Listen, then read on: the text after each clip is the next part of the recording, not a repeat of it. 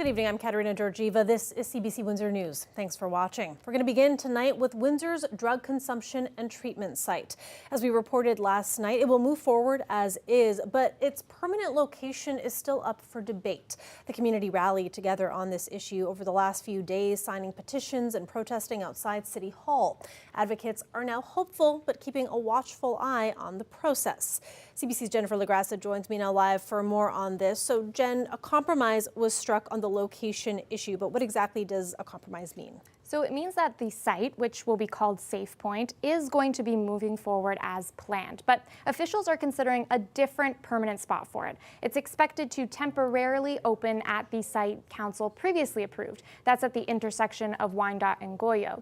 The Windsor-Essex County Health Unit's board chair, Fabio Costante, says the tentative plan is for a site selection subcommittee to be created, and they will help find a permanent home for the site. The biggest concern amongst a lot of people is we don't want to see any more delays in this process.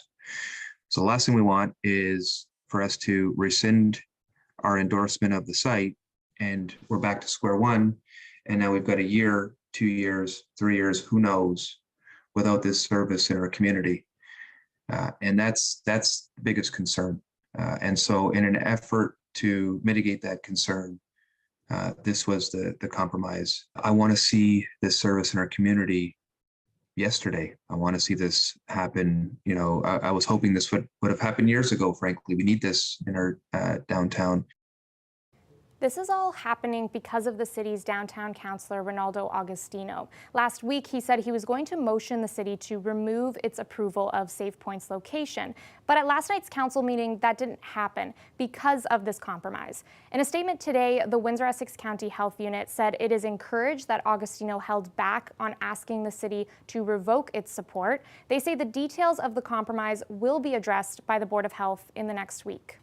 Jen, a lot of people came out to protest any kind of delay around opening the site. There was a petition, there was a rally. What do they think of this latest decision? Well, one of the organizers of that rally, which is TJ Bondi, he was telling us that they are considering this as a win. They're saying that with the site opening, people will get access to life-saving services. But he added that they're keeping an eye out for that final decision. An outreach worker that I spoke with today also thinks it might save lives, but isn't sure whether it will be used or if its location is ideal. I think the location, personally, should be all like either in the hub or in the mission. And I've talked to some drug addicts, and personally, they said they will not use this facility. Some will come to get clean needles, but when they're getting high, they're not going to walk over here to get high. They're going to get high where they are. Bottom line.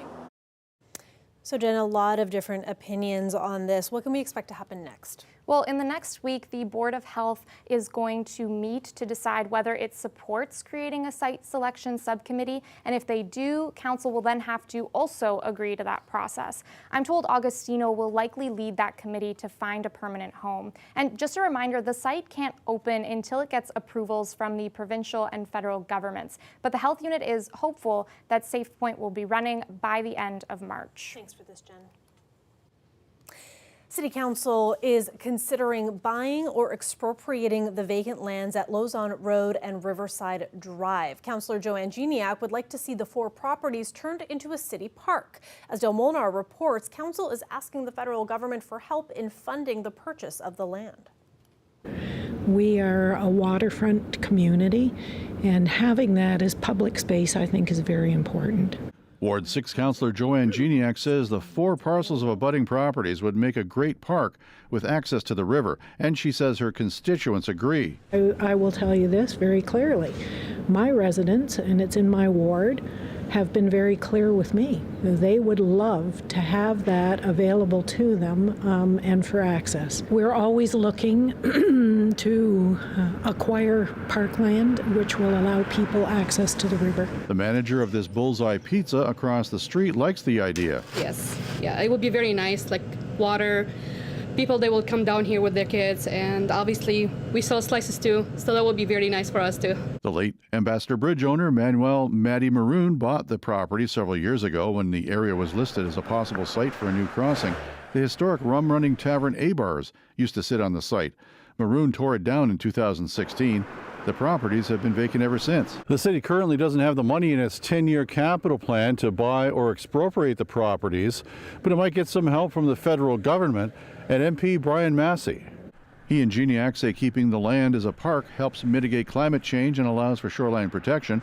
Massey has already petitioned the Ministers of Infrastructure and Environment to help acquire the land through a fund set up for those reasons. Could come from other ones related to climate change, and there's no doubt that this is also a result of the border process that the government put in place that we shouldn't be punished from. So far, the federal government hasn't moved on it. Massey has put a petition up on his website for the public to get involved. The city is also asking the federal government to help buy the land. That we can look at fish habitat, we can look at, the shoreline and ensure that some of the things that we consider to be important to quality of life are maintained. Geniac says Great Lakes mayors are also pushing the feds for similar action. Estimated costs for the land have not been made public because it would be discussed in camera by City Council. The land is currently not for sale. CBC News has reached out to the Ambassador Bridge Company for comment. Dale Molnar, CBC News, Windsor. Post Media is going to cut dozens of jobs in Windsor, according to Unifor. The union says that the Windsor Star will no longer be printed in the city. Instead, the paper will be printed in Toronto and shipped to the city. 75 people will be laid off when the plant closes. They are a part of cuts that Post Media is making at papers across Canada. The company is also going to cut 11% of its editorial staff. So that's reporters, photographers, and editors who work on news stories. The Windsor Star production plant will close in March, putting people like Colin Bryan out of a job. I am fourth generation press operator. There has been a Brian at the printing facility nonstop, consistently since, I don't know the exact date, but it's been the early 1940s. And my parents met there. My whole family life as a child was revolved around the Windsor Star. All my brothers, we were all carriers.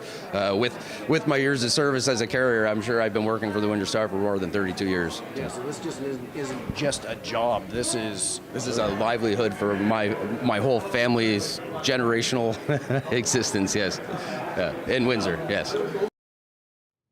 We asked Post Media about the cuts, and they sent a statement saying in part that they are grateful for the work done by staff and that they're working with the union to follow collective bargaining agreements that are in place. New national standards for long-term care across Canada have now been released. The project was launched after the alarming number of deaths in those facilities during the early part of the pandemic. But the guidelines are voluntary and still leave it up to provinces and territories. And advocates are worried that may not be enough to bring about change. Marina von Stackelberg reports. His smile was contagious. Eddie Callisto Tavares' father died during a COVID-19 outbreak at the Maples long-term care home in Winnipeg. Staff were so overwhelmed, one night in November 2020, paramedics had to be called in. Callisto Tavares had rare access to visit her dad. She witnessed what other family members never saw happen to their loved ones.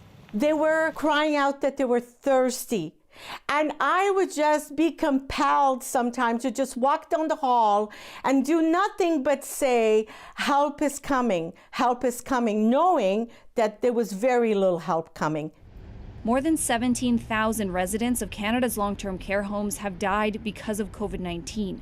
At the start of the pandemic, 80% of COVID-19 deaths happened in long-term care and retirement homes, the highest rate among similar countries to Canada. A stark death toll that those behind these new standards say could have been prevented. If these standards were in place before, I believe we would not be leading the world in having the worst performance in long-term care. The standards include infection control, emergency planning, and staffing, but also look to improve quality of life for residents, like preventing falls and limiting the use of restraints and antipsychotic medications. And they provide guidelines for how new long-term care homes should be built. I'm worried that these standards will just sit on the shelf. That's because they're all voluntary, and it's up to the provinces and territories who are responsible for long-term care to act on them.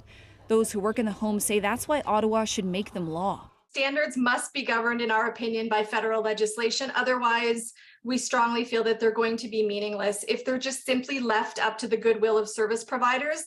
The federal health minister won't say whether they would require provinces to sign on to the standards to get more funding. We are looking forward to sign agreements with provinces and territories to see how they can use those dollars to further meet these new standards. Ottawa has set aside $3 billion to help provinces and territories bring in these standards.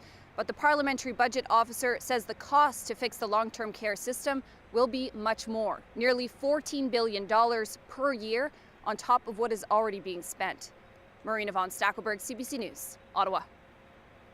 We're taking a live look outside. Their look times are changing. We can actually look at that sunset. We do have partly conditions tonight, and then it should be clearing up tomorrow. We got sunshine in the forecast, but it will be chilly over the next couple of days. Colette will be here after the break with more for us. Stay with us.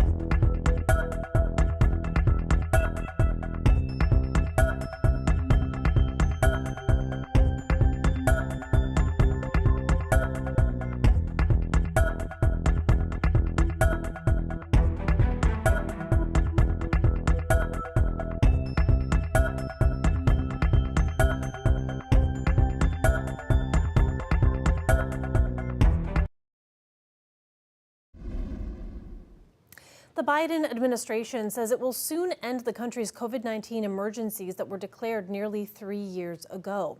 The move coming in May will affect how the federal government deals with the ongoing pandemic at the national level. Magda Gabrisalasa takes a closer look at the change and the political reaction so far.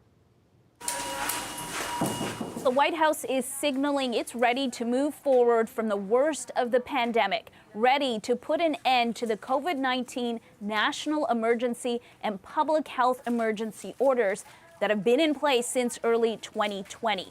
Now, these orders have allowed for free vaccines, tests, and treatments to be available. Some of those may not be free anymore as these declarations wind down and end on May 11th.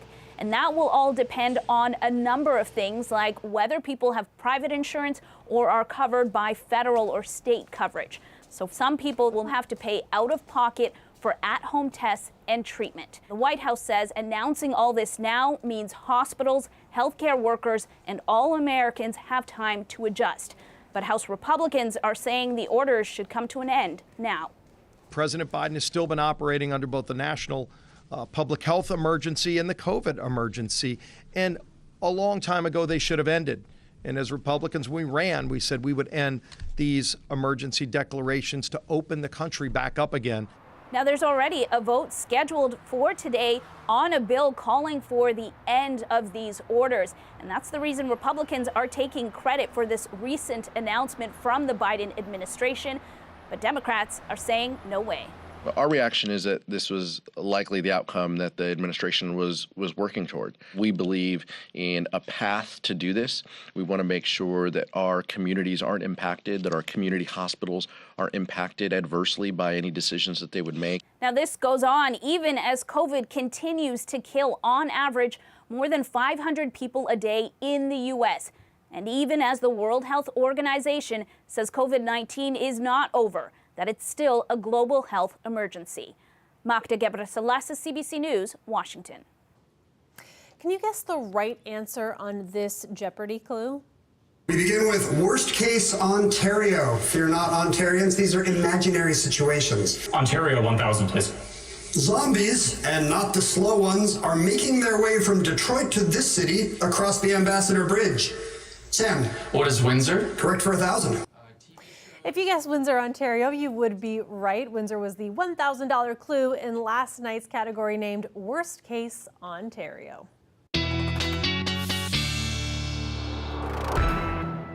Colette Kennedy is with us now for a look at weather. Colette, best part of this week is that the sun is out. I don't even care about how cold it is, and we got to see a little bit of the sunset. Yeah, I think think the show, which was nice. That's amazing. And I think a lot of people really echo that sentiment, or that's what I've been hearing. And people do tend to talk to me about the weather, although I know we all talk about the weather, just to have that sunshine. I know I felt it this morning walking the dog. It was like, oh, this is so nice for a change. And if you're dressed appropriately and you have that opportunity to be dressed warmly, and you're ready for it, it really works out kind of nicely for a change. The current temperatures are looking like this. We're still in the minus single digits for Windsor, but not the case elsewhere. You could see a lot of minus 10s and minus 11 there. The sustained winds are not strong, in fact, calm to the east of us, but keeping in mind they will be picking up. So it's still enough to give us a wind chill factor.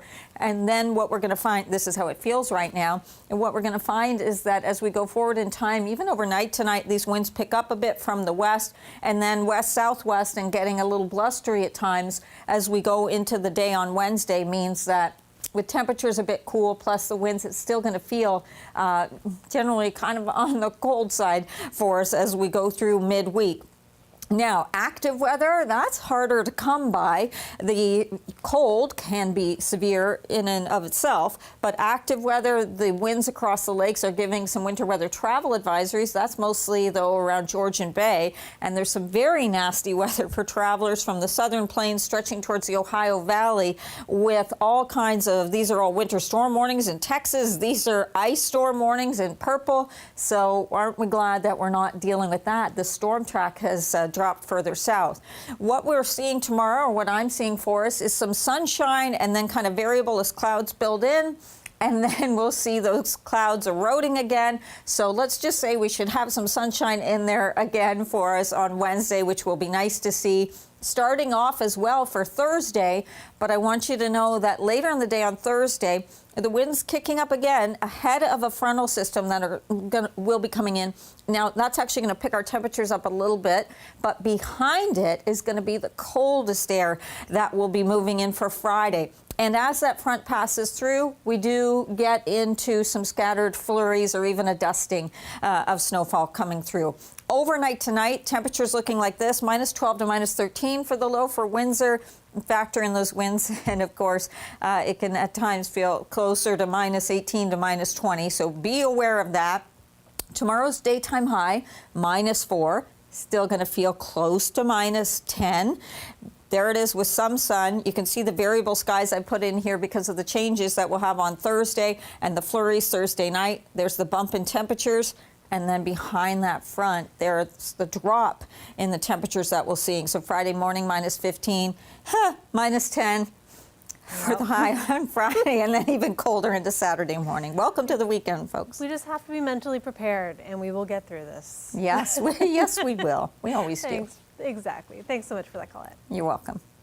When we come back, we will have some more news updates for you, so stay with us.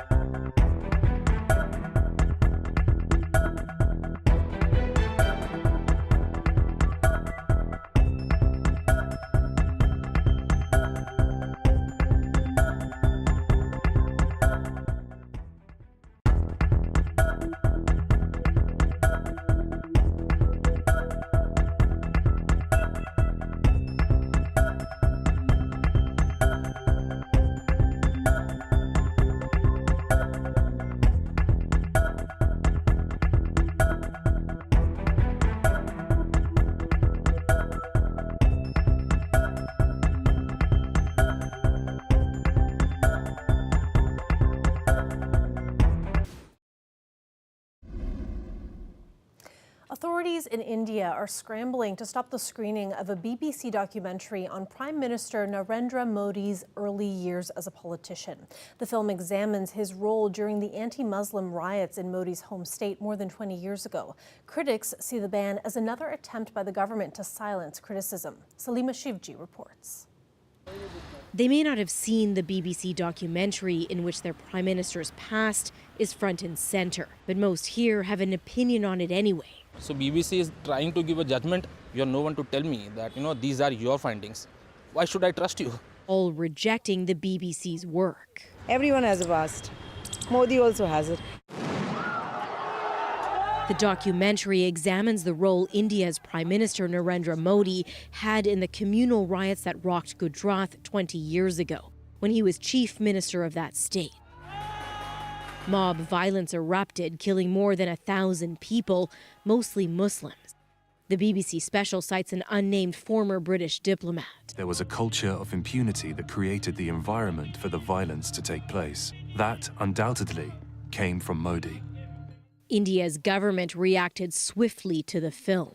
We think this is a propaganda piece designed to push a particular discredited narrative, using emergency powers to block it from airing. The BBC documentary may be blocked here in India, but that means next to nothing. Links are circulating all over, shared on social media, and students across the country are fighting to organize screenings on campuses. Police have detained some student activists trying to watch the film. And in Mumbai, students had to get past loud protesters chanting shame on the BBC and brave stiff opposition from university officials. But they stood strong and found a way. The student organizers saw it as their duty. When the authority, the government decides that something you shouldn't be watching, which disturbs them, definitely, primarily, it becomes your responsibility to watch it first. Pure censorship that's backfiring, this journalist says, with more people drawn to the doc with all the attention it's getting. So my first reaction was a mixture of, they haven't done their homework, how foolish this is, because it's only for a UK domestic audience. I think it's given India a bad image among those who follow this. Ram is spearheading a challenge to the Supreme Court that will be heard later this week. His side will argue the Indian government has no place blocking access to a documentary, particularly one that was only available in the UK in the first place. Salima Shivji, CBC News, Mumbai. A new recruit is capturing the hearts of first responders in Kanawaki. The four-legged furball has a very important job to support the crew's mental health. CBC Indigenous' Ganasio has the story. You wanna go outside? She's only 15 weeks old, and she's been on the job for 3 of those, but she already runs this place. Petting her just takes away that stress level. And you can see her atmosphere and her presence just changes everyone's mood. This Portuguese water dog has an important job with the Ganawagi Fire Brigade. Hey. She's there for mental health support for the members who provide fire and ambulance services to the community. Statistically, they're at greater risk of experiencing mental health issues, which is why they named her Onunkwa, or medicine, in Ganyageha. Her ability to sense that somebody is going to need some comforting is definitely developing already, because when you come in, she goes to you, she greets you, and gives you that opportunity to just like, you know what, there's nothing else going on but this puppy at this moment. In a tight-knit community, being a first responder has its own unique challenges. Every time we hear the pager go off, it could be for our family. We don't know where we're going. Like myself, I've treated my parents and my grandparents on multiple occasions. It's something that we know that that's the reality of our job, and that's kind of why I'm doing this job. I want to do it because I want to take care of my family, my friends, and my community. So for Phillips, having a puppy around helps after tough calls and long days. Any other work atmosphere in an office setting, you don't just have dogs running around, so it's just such a different feeling, and it's just so comforting and nice to have her. But it also comes with new, unexpected duties. I think she has to poop now. Ganasio dear. No, come here. CBC News, Kahnawake. They're a long way from their Antarctic ancestors, but these guys are setting in, well, in an unlikely location. These fluffy baby chicks are chirping and already stealing hearts at a zoo in sunny Mexico. They were just eggs in incubators when they were flown from SeaWorld in California. They're Adelie penguins, who are normally found across the Antarctic coast and small islands with exposed rocks. This group made the journey to Mexico to ensure there's genetic diversity among the Adelie population at the zoo, one of the few in North America that caters to this species. The 6 penguins are just youngsters now, but can grow to about 70 centimeters. That's about 27 inches, and weigh up to 6 kilograms. That's just over 13 pounds. That is it for CBC Windsor News. And before we go, I want to let you know that we are rolling out a 3-part series on the real cost of electric vehicles. And you can read the first story, already available online. It's about affordability. Just go to cbc.ca/Windsor. We will have more coverage to come, both online and here on our newscast this week. And you can also find us, as always, on Facebook, Instagram, and Twitter for more. Thank you so much for watching.